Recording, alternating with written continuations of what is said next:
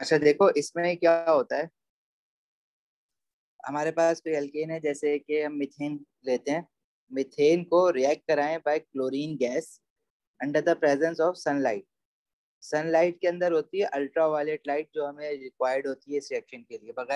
Ultra violet light के लिए बगैर अल्ट्रा वायलेट लाइट के ये काम नहीं हो सकता। तो होता है क्या है कि क्लोरीन जो है उसका मॉलिक्यूल ब्रेक होता है बीच में से। मतलब ये कोवलेंट बॉन्ड बनाता है, सिंगल कोवलेंट बॉन्ड, और ये ब्रेक होगा बीच में से। और क्लोरीन जो है उसके पास एक अनपेयर्ड इलेक्ट्रॉन, क्योंकि क्लोरीन के आउटर मोस्ट शेल में तुम्हें पता है ना 7 इलेक्ट्रॉन्स होते हैं, जो एक जो है वो शेयरिंग पे लगा देते हैं। तो ये क्लोरीन के कहलाते हैं फ्री रेडिकल्स। क्योंकि देखो नेचर में तो क्लोरीन एटम, वैसे तो ये तुम कहोगे कि एटम है, जैसे कि क्लोरीन प्रोडक्ट टेबल में होता है, लेकिन नेचर में ये एटम इस तरह से अकेला एग्जिस्ट नहीं करता ना, वो हमेशा मॉलिक्यूल बना के एग्जिस्ट करता है। दो क्लोरीन मॉलिक्यूल आपस में बॉन्ड बना के एग्जिस्ट करते हैं। लेकिन अगर ये बॉन्ड मैं तोड़ दूं क्लोरीन का, तो फिर ये जो चीज एटम होता है ना, जब बॉन्ड टूट के बनता है, उसको हम फिर रेडिकल भी कहते हैं। अब ये रेडिकल जो होता है ना, ये इस तरह से रह नहीं पाता, ये बहुत ज्यादा रिएक्टिव होता है। तो ये फौरन किसी ना किसी चीज से रिएक्ट करके वापस बॉन्ड बनाने की कोशिश कर रहा होता है। तो ये करता है क्या है, बेसिकली उसको जो सबसे कमजोर चीज दिखती है ना अपने आसपास, वो कार्बन हाइड्रोजन बॉन्ड है जो मिथेन में दिखता है। तो क्या करता है, उस मिथेन के कार्बन हाइड्रोजन बॉन्ड को तोड़ के उसकी जगह खुद लग जाता है। जैसे CH4 में से एक हाइड्रोजन को वो हटाएगा और उसकी जगह पे खुद लग जाएगा, CH3Cl बन जाएगा। और वो जो हाइड्रोजन को हटाएगा, देखो इसमें से एक क्लोरीन फ्री रेडिकल तो लग गया यहाँ पे जाके, जो एक हाइड्रोजन हटेगा वो दूसरे क्लोरीन जो दूसरा बचा है उसके साथ जाके मिल जाएगा, तो HCl बन जाएगा। समझ आई बात। तो इसको देखो, ये रिएक्शन जो है ना फर्दर होता रहेगा। अब इसको हम सब्स्टिट्यूशन क्यों कह रहे हैं? सब्स्टिट्यूशन इसलिए कह रहे हैं क्योंकि क्लोरीन रेडिकल आया, उसने दूसरे हाइड्रोजन को हटाया और उसकी जगह पे लग गया, मतलब उसको सब्स्टिट्यूट करा दिया। और वो जो क्लोरीन आ रहा है उसको हम फ्री रेडिकल कह रहे हैं, इसलिए इसका पूरा नाम फ्री रेडिकल सब्स्टिट्यूशन रिएक्शन भी कहा जाता है। तो हम अगर स्टार्ट से लिखे हैं इसको, CH4 क्लोरीन, एक हाइड्रोजन हटा, CH3Cl एंड HCl। अच्छा, क्या एक ही क्लोरीन फ्री रेडिकल होगा पूरे सैंपल में? बहुत सारे क्लोरीन मॉलिक्यूल टूटे ना, तो और भी फ्री रेडिकल्स बने होंगे। तो वो, अब ये रिएक्शन मतलब ये CH3Cl है, इसमें भी तो और 3 हाइड्रोजन लगे हुए हैं ना, तो ये भी हट सकते हैं। मतलब ये एक और हाइड्रोजन हट जाए तो CH2Cl2 बन जाएगा, 2 क्लोरीन लग गए, और HCl। इसी तरह जब तक जितने हाइड्रोजन लगे हुए हैं तब तक सारे के सारे हाइड्रोजन हट ना जाए, ये रिएक्शन होता रहेगा।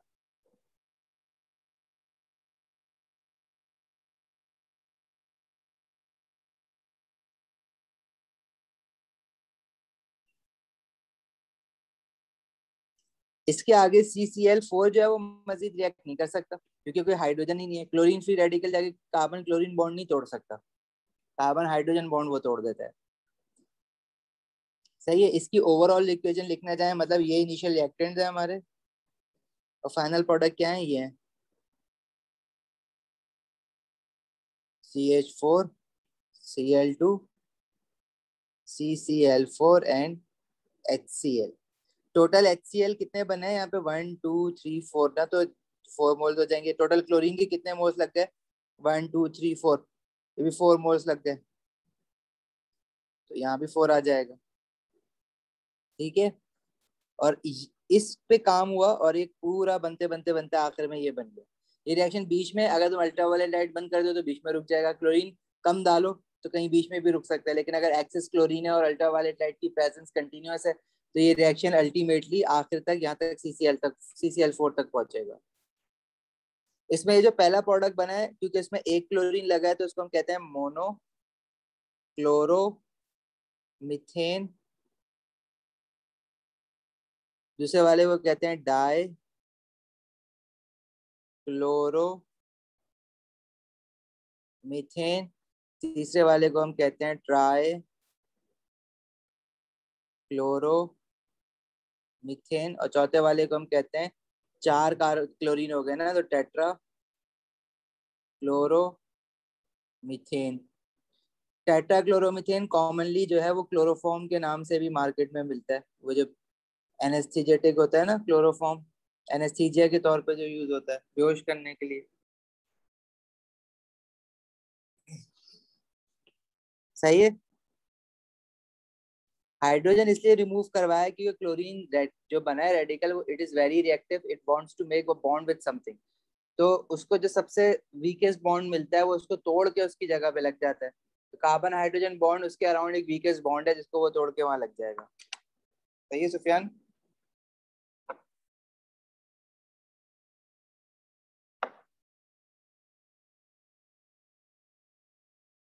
ठीक है। अच्छा जी, ये जो रिएक्शन है इसको हम लोग फोटोकेमिकल रिएक्शन कहते हैं, क्योंकि ये in the presence of light ही होना है। अल्ट्रावायलेट लाइट या सनलाइट रिक्वायर्ड है, वरना ये रिएक्शन नहीं होगा। डार्क में मतलब ये नो रिएक्शन। CCl4 को as a dry cleaning agent भी यूज किया जाता है, क्लोरोफॉर्म भी कहते हैं इसको। इसी तरह अब जैसे क्लोरीन रिएक्ट हो रहा है ना, इसी तरह ब्रोमीन भी इसी तरह से ये रिएक्शन हो सकता है पूरा। मतलब अगर CH4 की जगह पे ब्रोमीन हो, तो वो ब्रोमीन क्लोरीन की जगह, जहां जहां क्लोरीन है वहां ब्रोमीन आना शुरू हो जाएगा।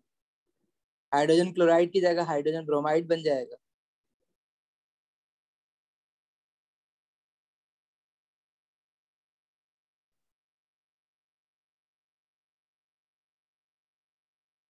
सही है।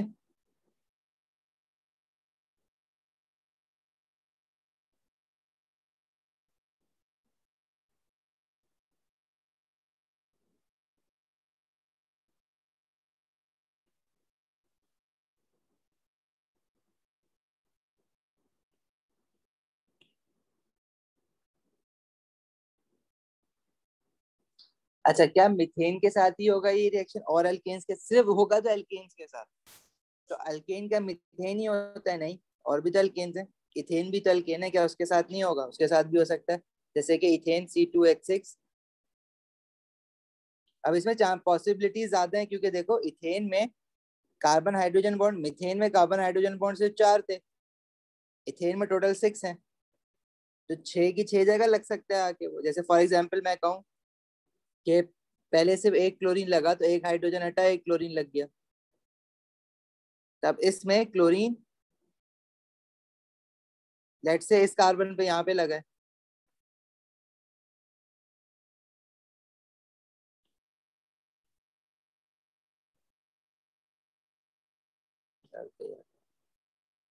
सही है। अच्छा, उसके बाद जब ये फर्दर यही चीज आगे बढ़ेगी, C2H5Cl, तो एक और हाइड्रोजन कम हो जाएगा, हाइड्रोजन 4 हो जाएंगे, एक क्लोरीन बढ़ जाएगा।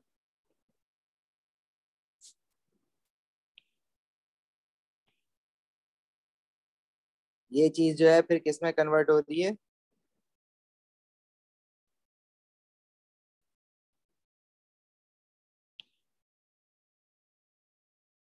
अब देखो क्या पता क्लोरीन यहाँ लगाओ, ठीक है। अच्छा, अब क्या जरूरी है कि क्लोरीन इसी कार्बन पे लगे, दूसरा वाला भी? क्या पता क्लोरीन जो है वो दूसरे कार्बन पे लग गया हो आके।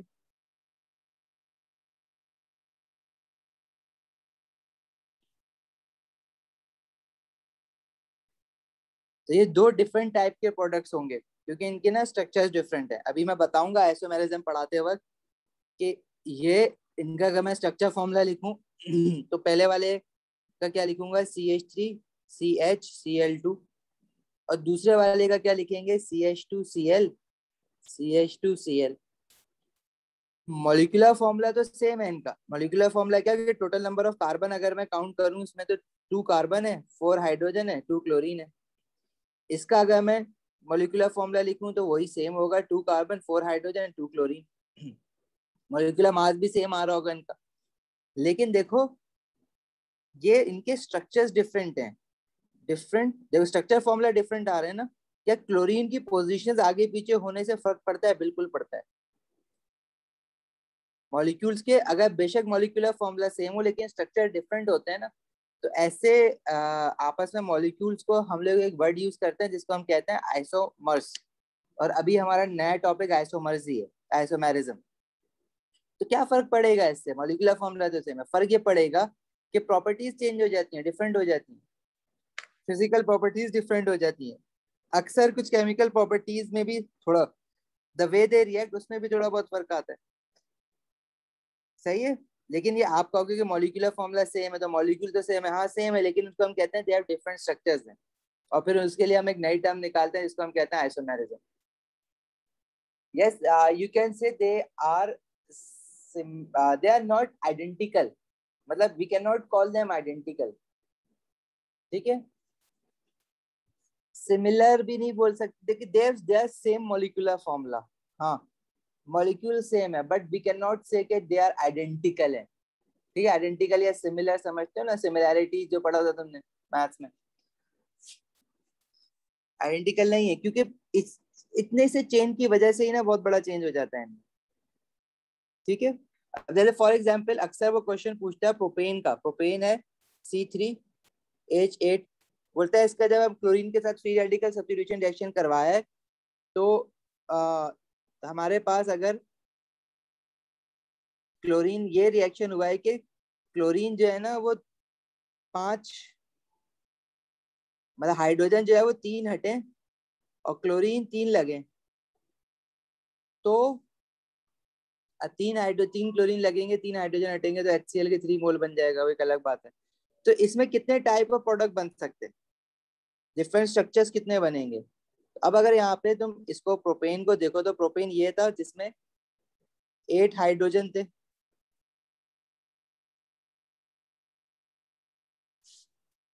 अब अगर मैं क्लोरीन लेट से इधर लगा दूं पहले कार्बन पे, तो ये एक डिफरेंट टाइप ऑफ प्रोडक्ट बना। अब 3 क्लोरीन एक साथ लगाना है ना, और दूसरा क्लोरीन मैंने क्या किया, मतलब एक ही कार्बन पे सारे क्लोरीन लगा दिए, तीनों के तीनों।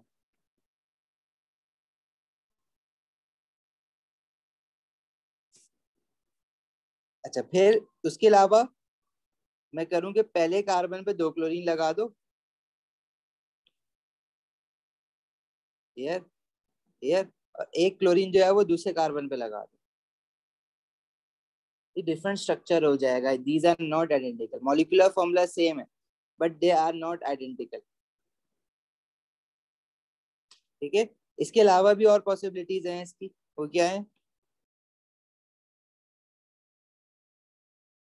मैं क्या करूं कि एक एक क्लोरीन तीनों कार्बन पे लगा दूं,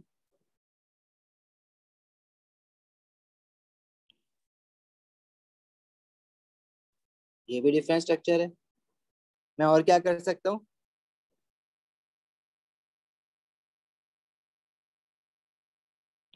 बीच वाले क्लोरीन पे, बीच वाले कार्बन पे 2 क्लोरीन लगा दूं और एक इस पे लगा दूं, ऐसा भी मैंने कोई अभी तक नहीं बनाया product. They are different possibilities, ये सारे के सारे जो है ना ये नॉन आइडेंटिकल मॉलिक्यूल्स कहलाएंगे, लेकिन but they have the same molecular formula और इनके स्ट्रक्चर्स डिफरेंट है, स्ट्रक्चर फॉर्मूलाज इनके डिफरेंट है, सही है। तो अब आगे इसी को कंटिन्यू करते हैं कि क्या होते हैं आइसोमेरिज्म, आइसोमर्स पे चलते हैं। आइसोमेरिज्म सारी फैमिलीज में आएगा, alkanes, alkenes, alcohols, carboxylic acid, तो इसको बड़े अच्छे से समझना है, इसलिए मैंने इसको ना एंड में समझा रहा हूँ, वरना शुरू में ही समझाना चाहिए था। देखो आइसोमेरिज्म, और अभी हम isomerism in alkanes in particular पढ़ रहे हैं। तो आइसोमेरिज्म बेसिकली होता क्या है, they are the compounds having the same molecular formula, isomers की बात कर रहा हूँ मैं।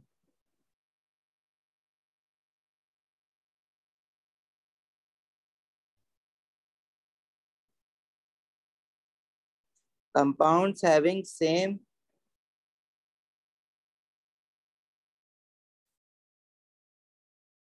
molecular formula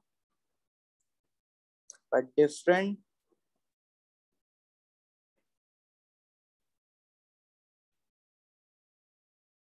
structure formula are known as isomers of each other, ठीक है। अब देखो एग्जाम्पल, हमारे पास ब्यूटेन है ना, फॉर्मूला है C4H10, स्ट्रक्चर उसका ऐसा है,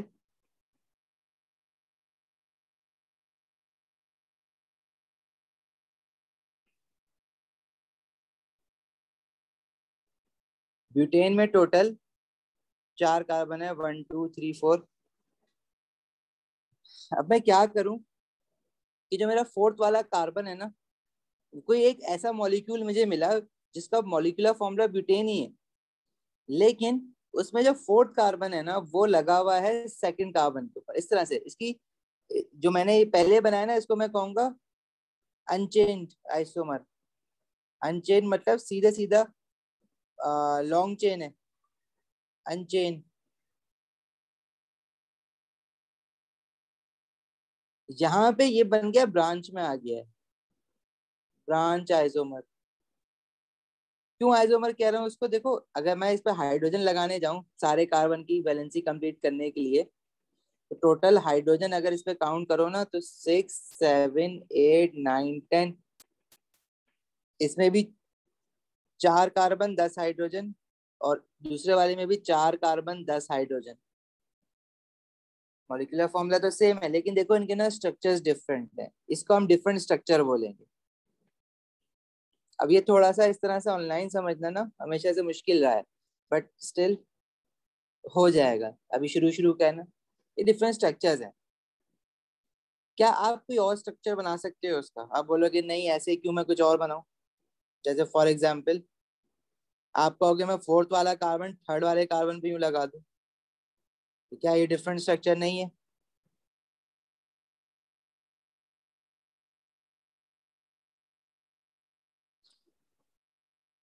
1 2 3 4। तो ये डिफरेंट स्ट्रक्चर इसलिए नहीं है क्योंकि देखो ये जो फोर्थ वाला कार्बन लगा हुआ है ना, थर्ड वाले कार्बन पे ही लगा हुआ था पहले भी, अभी भी थर्ड वाले कार्बन पर ही है। वो सिर्फ क्या हुआ है, वो नीचे रोटेट हो गया है। तो वो रोटेट तो वैसे भी होता रहता है, मतलब इसको अगर वो नीचे आ गया तो आप उसको हाथ से पकड़ो, किसको हाथ से पकड़ो, ये जो फोर्थ वाला कार्बन है, और वापस ऊपर कर दो तो वापस वो स्टेट चेंज रह जाएगा। मतलब वो कभी कभी टकरा के नीचे आ जाता है, वापस ऊपर भी आ जाता है, वो ऊपर भी चला, मतलब इस तरह भी हो सकता है,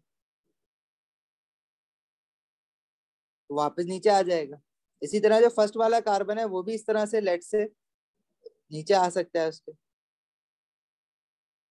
तो ये बेसिकली मॉलिक्यूल तो वही है, चेंज नहीं हुआ है स्ट्रक्चर, डिफरेंट मॉलिक्यूल नहीं है कोई, वही मॉलिक्यूल है, बस ये आगे पीछे हो रहा है। इसको कभी भी आप पकड़ के सीधा कर दो तो इसको आइसोमर नहीं कहेंगे, ये आइडेंटिकल है। मतलब इसका आइडेंटिकल है जो अंजन, मतलब ये समझ लिया एक तरह से यही है, आइडेंटिकल है उसका। हाँ लेकिन ये जो मैंने यहाँ पे जिसको मैं टू लिख रहा हूँ ना, ये जो मॉलिक्यूल है इसको आप इसमें जो फोर्थ कार्बन आप जिसको कह रहे हो इसको लेट से, तो ये सेकंड कार्बन पे लगा हुआ है। इसको आप घुमा के सेकंड कार्बन के ऊपर नीचे कर सकते हो, लेकिन थर्ड कार्बन के राइट पे तो नहीं लेके आ सकते ना, फिर तो उसके लिए आपको बॉन्ड तोड़ना पड़ेगा। हमेशा याद रखना, कार्बन जिस कार्बन के साथ अटैच्ड है तो वो कहीं भी जा सकता है। जैसे यहाँ पे हाइड्रोजन लगा है ना, तो उसको धक्का मारेगा उसकी जगह पे चला जाएगा। लेकिन ये जो फोर्थ वाला कार्बन है, तुम कहो कि ये सेकंड वाले कार्बन को धक्का मार के उसकी जगह पे चला जाए, तो ऐसा पॉसिबल नहीं है, क्योंकि कार्बन कार्बन को धक्का मार के उसकी जगह पे नहीं जा सकता। ठीक है, क्योंकि सेकंड वाले कार्बन का फर्स्ट वाले कार्बन के साथ भी बॉन्ड बना हुआ है, तो वो उसको मूव नहीं होने देगा। लेकिन वो जो हाइड्रोजन है वो तो फ्री है, अगर हाइड्रोजन को धक्का मारा भी, ये वाला जो हाइड्रोजन है इसको अगर उसने पुश करके उसकी जगह गया भी, तो ये हाइड्रोजन अपना बॉन्ड थोड़ी तोड़ देगा, रहेगा तो थर्ड कार्बन पे ही ना, बट थर्ड कार्बन पे आगे पीछे चला जाएगा वो। जैसे फॉर एग्जाम्पल ये वाला जो सेकंड जो मैंने बनाया है, इसमें आप कहो कि जो कार्बन नीचे लगा है मैं उसको ऊपर लगा दूं, तो क्या ये एक आइसोमर बन जाएगा? नहीं, this is not an isomer, this is the same molecule. मतलब फोर्थ वाला कार्बन घूम के ऊपर चला गया, तो जहां वो जिस कार्बन पे लगा हुआ है तो उस पर तो घूमता ही रहता है आगे पीछे, लेकिन हाँ फोर्थ वाला कार्बन उसके ऊपर नीचे हो सकता है। लेकिन तुम कहोगे थर्ड वाले कार्बन की जगह पे यहाँ चला जाए या फर्स्ट वाले कार्बन की यहाँ जगह चला जाए, तो यहाँ नहीं जा सकता। या फिर ये पूरा मॉलिक्यूल मैं उल्टा कर दूं, टक्कर टक्कर मार के उल्टा कर दूं, तो ये ऐसा हो जाएगा। तो क्या ये डिफरेंट मॉलिक्यूल है? नहीं, तो ये आइसोमर नहीं है, ये सेम मॉलिक्यूल है। तो अगर मैं कहूँ कि थर्ड वाला है क्या फर्स्ट वाले का आइसोमर है, तो आप कहोगे कि फर्स्ट वाले का आइसोमर या तो टू कंसिडर कर लो या फिर थर्ड कंसिडर कर लो, दोनों को एक साथ कंसिडर नहीं करोगे क्योंकि second and third they are same thing.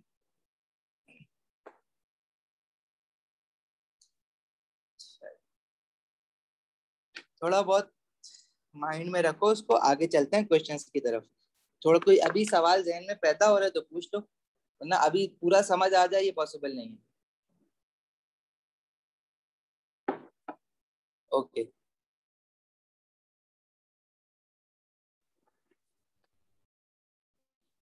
Pentane. अच्छा चलो एक काम करो, आपको मैं 5 मिनट देता हूँ।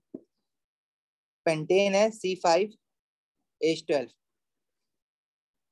इसका जो हमारे पास 1 2 3 4 5 ये मॉलिक्यूल है, जो नॉर्मल अनब्रांच मॉलिक्यूल में अगर मैं बनाऊं,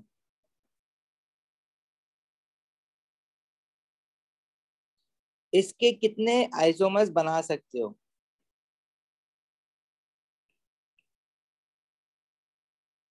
अगर बनाने की कोशिश करो तो कितने आइसोमर्स बना सकते हो उसके? नेमिंग, नेमिंग हमारे सिलेबस में नहीं है वो लेवल में। कौन पूछ रहा है? रामीन, नेमिंग सिलेबस में नहीं है हमारे। यस रियली, कहाँ पढ़ ली?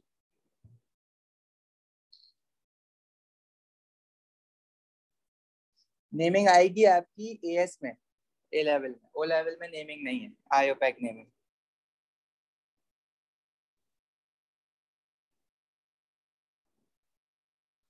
अब आईजीसी दे रहे हो, ये नेमिंग तो आईजीसी में भी नहीं है।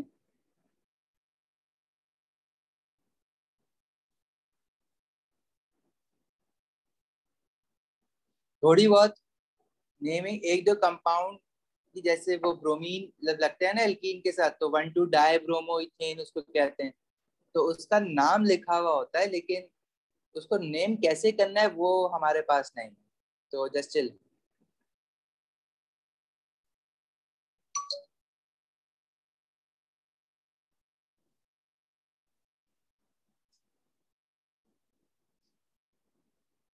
जरा बनाओगे इसके आइसोमर्स? एक काम करो, 5 मिनट लो, जितने बन सकते हैं ना बना के दिखाओ। बना के कैसे दिखाओगे? पिक्चर लेके ग्रुप पे भेजो, थोड़े से ही लोग हो तो प्रॉब्लम नहीं होगी, पता चल जाएगा।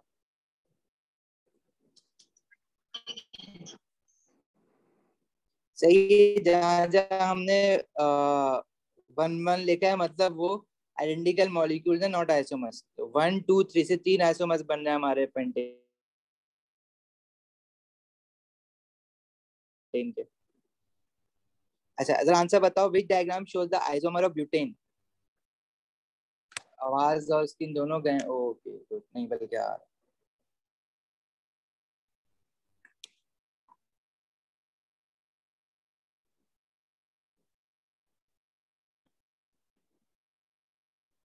बताओ। Butane is C4H10। इसका अगर मैं चेन पहला मॉलिक्यूल बनाऊं तो यूं बनेगा।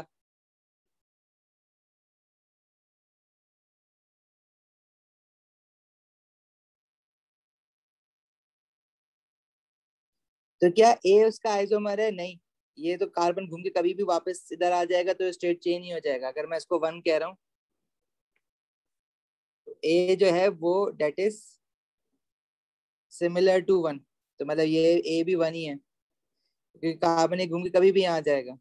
इसी तरह बी जो है, इसमें भी यही प्रॉब्लम है, ये इधर आ जाएगा, ये इधर आ जाएगा, मतलब ये भी 1 ही है एक तरह से। सी में भी देखो यही है, ये इधर आ जाएगा, इधर आ जाएगा, अगेन स्ट्रेट चेन है, ये भी 1 है। डी में ऐसा नहीं है। डी में देखो, आपके पास ये जो कार्बन लगा हुआ है 4, वो 1 की तरफ नहीं जा सकता, वो 3 की तरफ नहीं जा सकता, ज्यादा में ज्यादा ये जो है इस तरह से बन जाएगा, लेकिन फिर भी वो 1 वाले आइसोमर जो बने हुए हैं उनसे डिफरेंट है, ये कभी भी स्ट्रेट चेन पूरी नहीं हो सकती, ये ब्रांच्ड ही रहेगी हमेशा। तो दिस इज 1 आइसोमर। बाकी ए बी सी क्या है? They are identical to butane. सही है, तो D is the answer.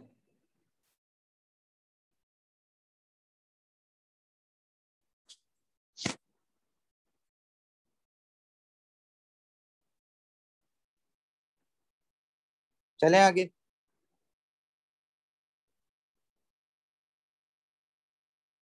Saturated hide compounds क्या होता है? कार्बन कार्बन सिंगल बॉन्ड वाले।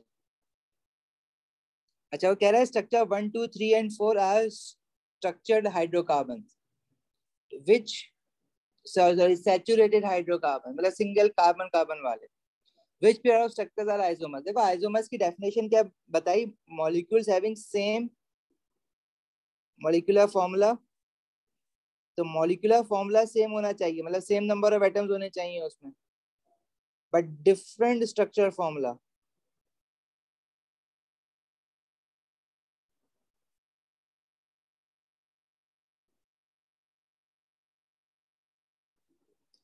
तो पहले तो ये कंडीशन सेटिस्फाई होनी चाहिए कि अगर किसी दो मॉलिक्यूल को तुमने आपस में देखना है कि वो एक दूसरे के क्या आइसोमर्स हैं या नहीं है, तो सबसे पहले तो उनका मॉलिक्यूलर फॉर्मूला सेम होना चाहिए।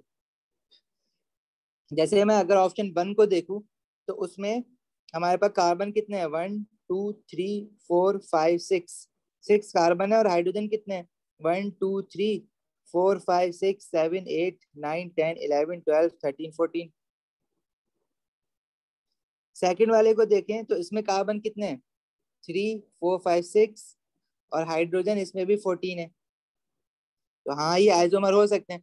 थर्ड वाले को देखो तो कार्बन कितने, 1 2 3 4 5 6, हाइड्रोजन काउंट करो तो आ रहे हैं 1 2 3 4 5 6 7 8 9 10 11 12। तो ये थर्ड वाला जो है इसका मॉलिक्यूलर फॉर्मूला 1 और 2 से डिफरेंट है, तो ना तो ये 1 का आइसोमर हो सकता है ना ये 2 का। इसी तरह जो फोर्थ वाला है इसको देखो तो इसमें हमारे पास कार्बन कितने हैं, 1 2 3 4 5 6, इसमें भी 6 कार्बन है, और हाइड्रोजन कितने काउंट करो तो 1 2 3 4 5 6 7 8 9 10 11 12 13 14, 14 आ रहे हैं, कितने 14 ही आ रहे हैं ना, 1 2 3 4 5 6, नहीं कार्बन इसमें 7 है लेकिन ना, आई counted wrong, carbon is 7, 1 2 3 4 5 6 So 7, A is the 7 answer. Carbon. ठीक है ठीक। अच्छा अब अगर वो कह रहे हैं 1 and 2, तो 1 and 2 हाँ there is a possibility they can be isomers अगर उनके स्ट्रक्चर डिफरेंट हो। लेकिन क्या 1 and 4 जो बी है, 1 and 4 आइसोमर हो सकते हैं? नहीं, कभी नहीं हो सकते। तब सबसे पहला तो सेम मॉलिक्यूलर फॉर्मूला होना चाहिए ना,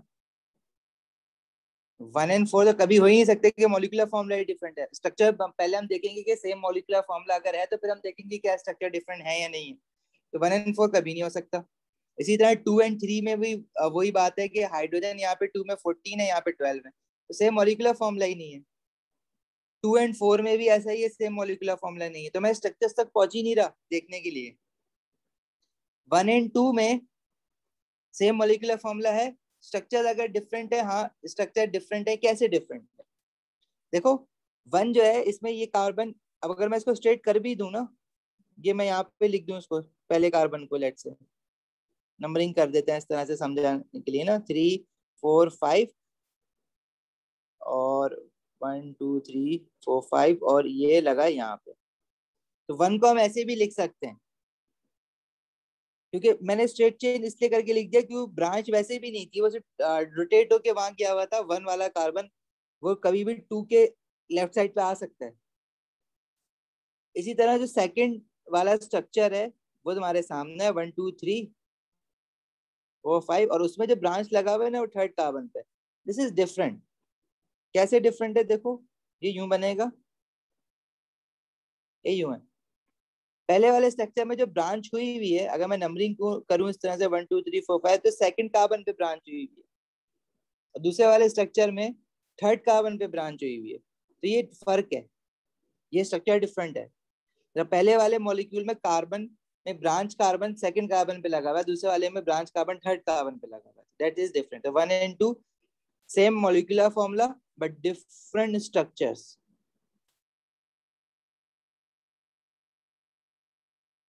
हैं they are isomers of each other. सही है, समझ आया?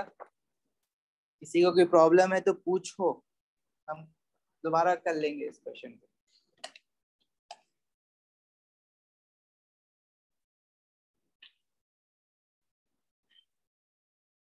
इब्राहिम, सुफियान, रामीन, सिमरा, आमना।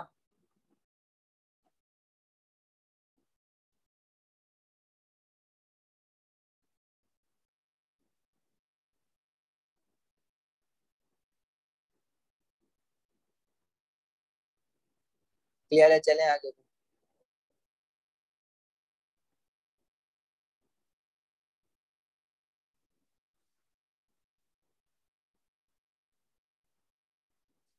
अच्छा, ये हम करते हैं। फॉर फिफ्थ वाला पहले बताओ मुझे।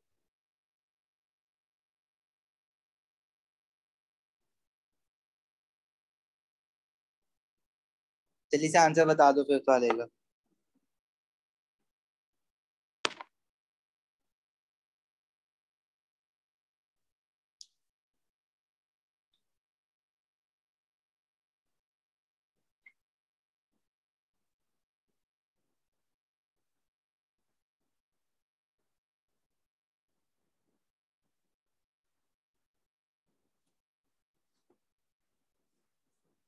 आवाज आ रही है? आंसर बता दो ना जल्दी से।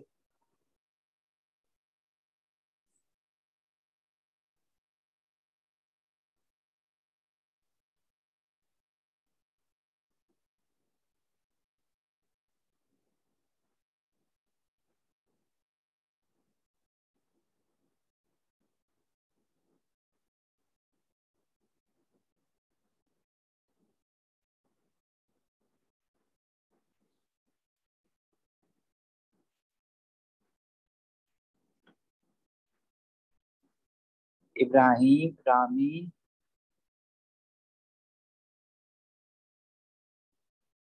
ओके, रामी।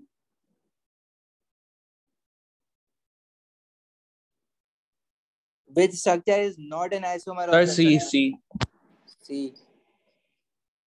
ठीक है, क्योंकि सी में देखो ना, वो आखिरी है, वो कभी भी यहाँ भी आ सकता है, यहाँ आ जाएगा तो वापिस स्ट्रेट चेन वैसे ही बन जाएगा जैसे ये ऊपर बना हुआ है। ठीक है, अच्छा। ए है आइसोमर, पेंटेन है ना ये जो अभी हमने आइसोमर बनाए।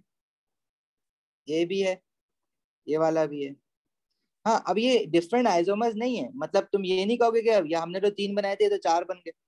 बेसिकली ए जो है और डी जो है ये सिमिलर है। ठीक है, इनमें से किसी एक आइसोमर को काउंट किया जाएगा, लेकिन जो तुम्हारा स्ट्रक्चर दिया हुआ है उससे, तुम्हारा स्ट्रक्चर जो दिया हुआ है वो, उसके तो दोनों आइसोमर्स है ना, ये भी है और ये भी है, तो ये थोड़ी पूछ रहे कि टोटल नंबर ऑफ आइसोमर्स बताओ, तो पूछ रहे जो स्ट्रक्चर दिया हुआ है उसके आइसोमर्स कितने हैं।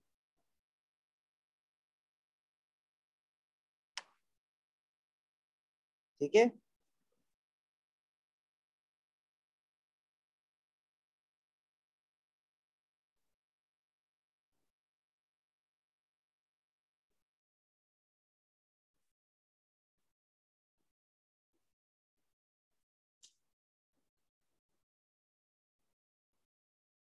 समझ आ गई बात? तो आंसर इज सी। अब ये वाला क्वेश्चन देखो। देखो, इस क्वेश्चन में कह रहा है which alkane where one hydrogen atom is substituted by chlorine atom will not produce isomer.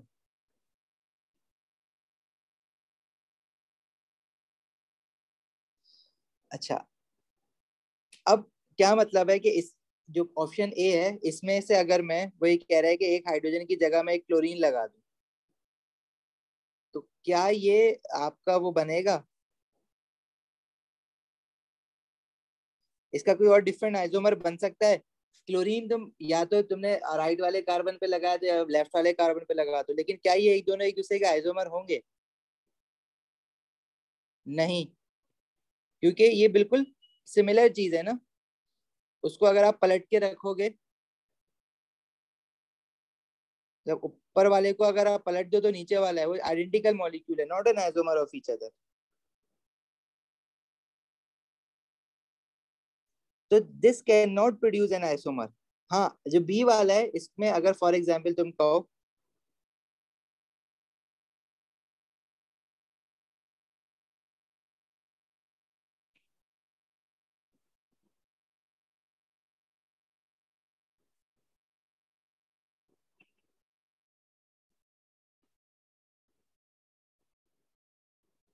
एक क्लोरीन मैंने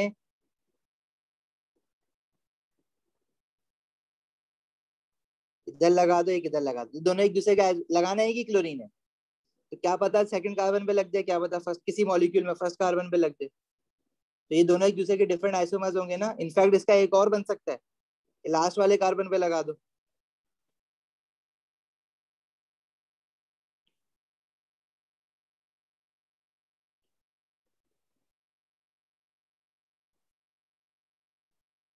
इसको अगर मैं यहाँ लास्ट वाले कार्बन पे लगा दूं तो ये एक और आइसोमर है।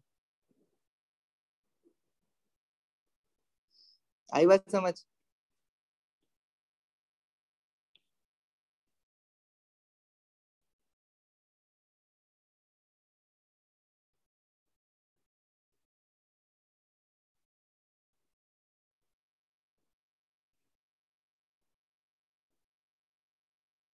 इसी तरह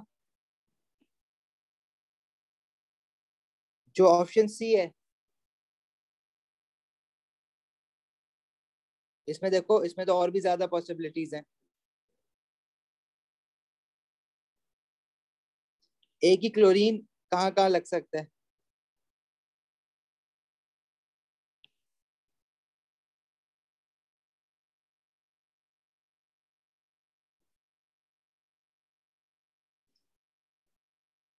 जेड से पहले, या इसको यूं ना, इधर लगा दो, पहले कार्बन या सेकंड कार्बन, थर्ड कार्बन या लास्ट कार्बन। ऐसे या तो यहाँ लगा दिया या यहाँ, यहाँ, यहाँ। अच्छा देखो, जो अगर मैं इसको नंबरिंग करूं 1 2 3 4, तो पहले में क्लोरीन फर्स्ट कार्बन पे लगा हुआ है, दूसरे में सेकंड कार्बन पे क्लोरीन लगा हुआ है। अच्छा, जो तीसरा वाला मैंने बनाया ना, अब उसकी नंबरिंग में यहाँ से स्टार्ट करूंगा ताकि क्लोरीन छोटे नंबर पे लाए करे। तो बेसिकली ये एक समझ आता है आइसोमर। लेकिन ये जो टू है ना, और ये भी टू है, ये आइडेंटिकल है, इसको पलट दो तो वो सेम ही रहेगा। तो इनमें से किसी एक को मैं काउंट करूंगा। अगर तुमने टू ऊपर वाला काउंट कर लिया तो नीचे वाला नहीं करना, नीचे वाला कर लिया तो ऊपर वाला नहीं करोगे। इसी तरह से जो ये बनाया है मैंने लास्ट वाला, वो भी वन जैसा ही है, पलट के रखा हुआ है। मतलब इसके भी दो डिफरेंट आइसोमर्स बन सकते हैं क्लोरीन की सब्स्टिट्यूशन करके अलग अलग जगह पे, बताने का मकसद ये। सही है, समझ आई बात? तो सी के भी दो डिफरेंट आइसोमर्स बन सकते हैं, इसी तरह डी के भी बन सकते हैं। एक के जो है ना वो पॉसिबल ही नहीं है, एक ही अलग मॉलिक्यूल बनेगा क्लोरीन। अगर तुमने ये वन है, मतलब अगर इसको वन कह रहे हो तो ये भी पे वन ही कहलाएगा, क्योंकि पलटा है आपने। इसके अलावा और कोई पॉसिबिलिटी नहीं है, क्योंकि है ही दो कार्बन।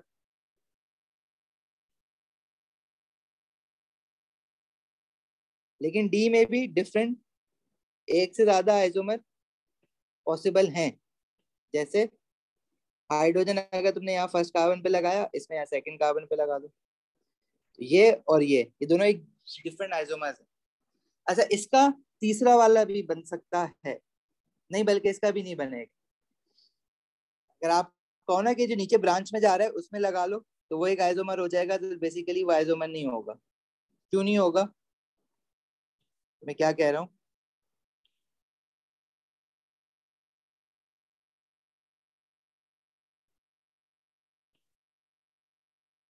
तो अगर आप कहोगे यहाँ लगा लें, तो ये जो है वो इसलिए नहीं है क्योंकि ये जो कार्बन लगे हुए हैं ना, जिनको मैं रेड में बना रहा हूँ, ये दोनों, इनमें से कोई एक कार्बन अगर कहीं भी ऊपर जा सकता है ना, कोई एक ही जा सकता है एक वक्त में।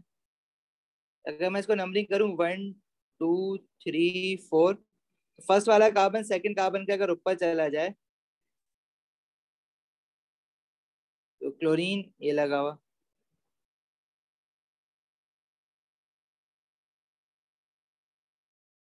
तो ये वाली चीज जो है वो बिल्कुल आइडेंटिकल है इसके, जिसको मैं ये सेकंड नंबर दे रहा हूँ ना, दिस इज सेम।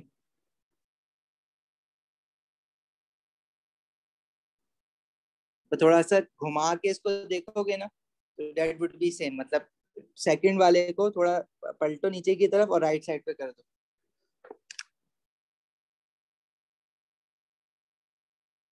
तो फियान कौन सा वाला पार्ट रिपीट करवा रहे हो?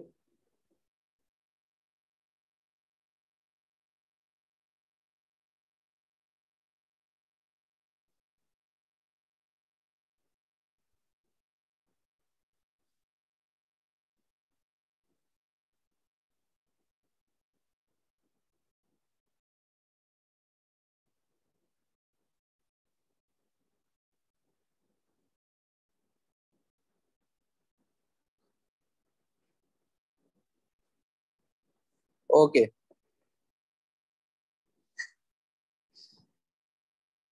तो आइसोमर जो है साथ साथ चलेगा। कुछ पास पेपर्स के क्वेश्चंस थे और थोड़ा सा मुश्किल भी। देखो इतना मुश्किल नहीं है, क्वेश्चंस कर लोगे तो हो जाएगा। अच्छा, एल्केन का लास्ट पार्ट है हमारे पास क्रैकिंग। क्रैकिंग ऑफ एल्केन्स क्या होता है? देखो एल्केन्स बेसिकली हमें मिलता कहाँ से है? हम लोग जो है ना क्रूड ऑयल की वो करते हैं फ्रैक्शनल डिस्टिलेशन।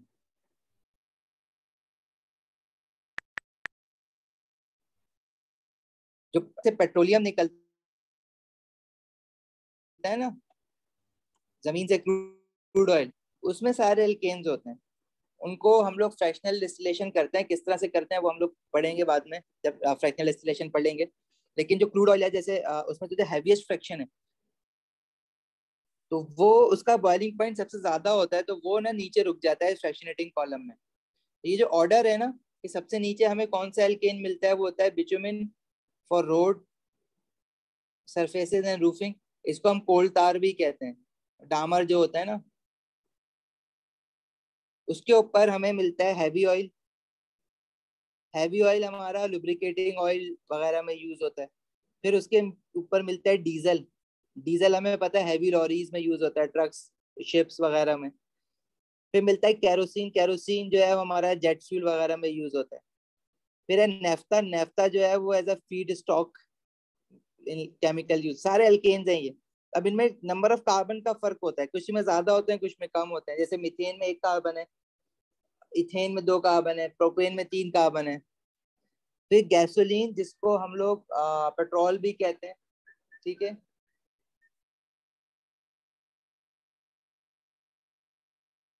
और फिर रिफाइनरी गैसेस जिसमें हमारे पास ये बॉटल गैस में ब्यूटेन वगैरह आ जाता है, ब्यूटेन, मीथेन।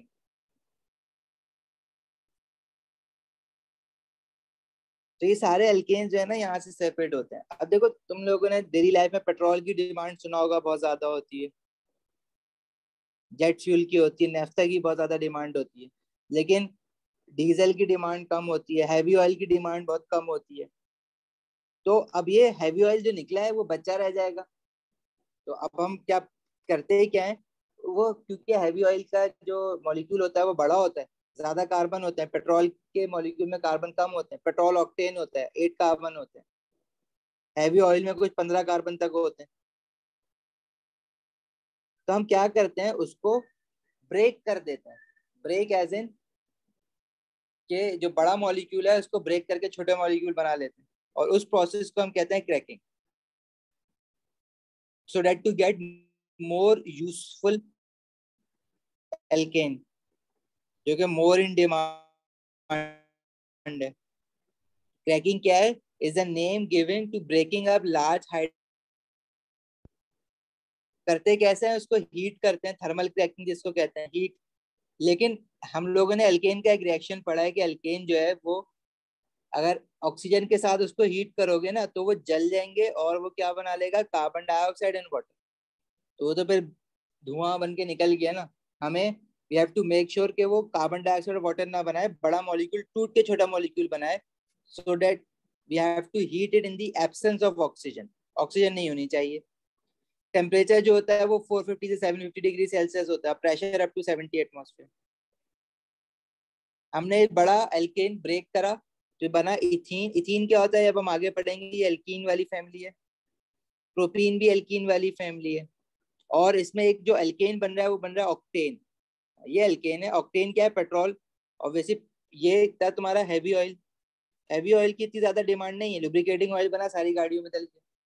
बाकी का क्या करोगे, फेंकोगे वापस जमीन में डालोगे? नहीं, उसको तोड़ के मोर यूजफुल फ्रैक्शन बना लो जो कि पेट्रोल है। अब अगर इसमें चीज देखो तो लेफ्ट साइड पे जितने कार्बन है राइट साइड पे भी उतने ही होंगे। ये हो गया 2 2 4, यहाँ पे 3 है, यहाँ पे 8 है। ठीक है, 15 बन गए। हाइड्रोजन के साथ भी यही है। अच्छा, एक क्रैकिंग है थर्मल क्रैकिंग, एक क्रैकिंग होती है कैटालिटिक क्रैकिंग। कैटालिटिक क्रैकिंग में हम लोग कैटलिस्ट यूज करते हैं। कैटलिस्ट का काम क्या होता है? कैटलिस्ट अभी और आगे मेरे साथ बहुत बार पढ़ोगे। कैटलिस्ट क्या करता है? It speeds up the rate of a chemical reaction. मतलब कोई भी केमिकल रिएक्शन को जल्दी करवा देता है और कम एनर्जी पे करवा देता है। Speeds up a rate of, rate मतलब स्पीड पे ही कहते हैं, रेट ऑफ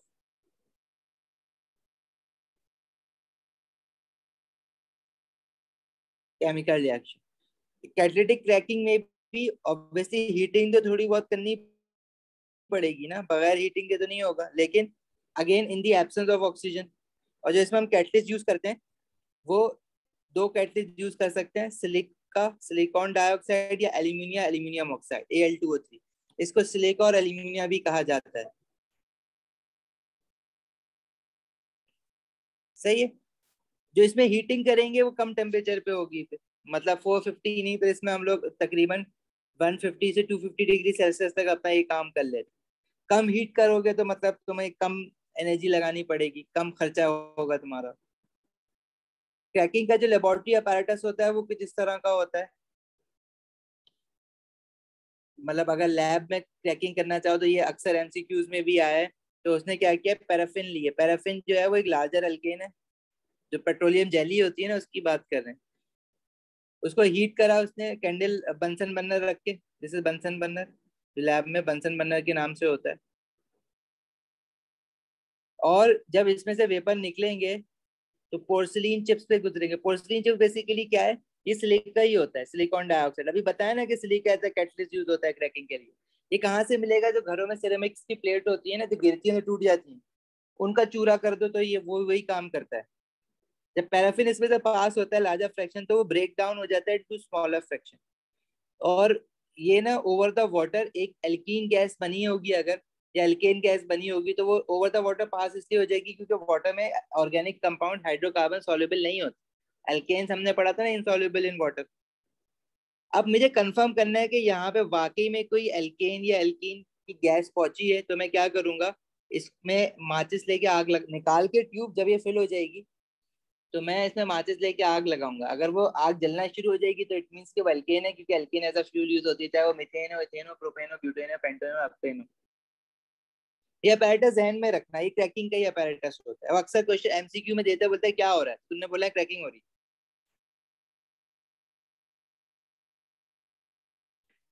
अच्छा, यूजेस ऑफ एल्केन्स यहाँ से जरा पढ़ लेना, याद भी रखना। ये मीथेन जो है cooking gas, industrial fuel for preparation of tetrachloromethane CCl4, जो हमने नहीं पढ़ा था वो एनेस्थीजिया के तौर पे जो यूज कर रहे होते हैं।